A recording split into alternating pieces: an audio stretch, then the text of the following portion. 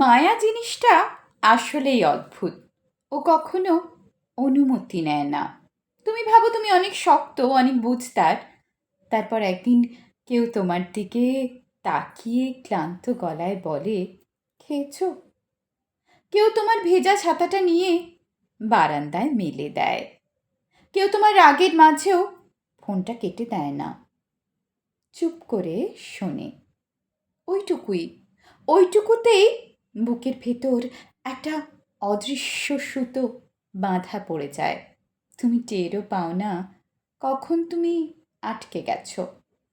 ভালোবাসা তখন আর গল্প থাকে না। ও কখনো আগুন হয়ে তোমাকে পুড়িয়ে ফেলে, কখনো আবার বৃষ্টির মতো নরম হয়ে তোমাকে ভিজিয়ে দেয়। মানুষ তখন নিজের নাম, নিজের জেদ, নিজের হিসাব সব ভুলে যায়। সে শুধু একটা জিনিস খোঁজে, ওই মানুষটার পাশে বসে একটু নিঃশ্বাস নিতে পারা। আর একবার মায়া লেগে গেলে পৃথিবীটা ছোট হয়ে আসে। ভিড়ের মধ্যে একটা মুখই তখন ঠিকানা হয়ে যায়। তার হাসিটা থাকলেই দিনটা ভালো, তার মন খারাপ হলেই তোমার সব কিছু এলোমেলো। তখন আর আলাদা করে কিছু চাওয়ার থাকে না।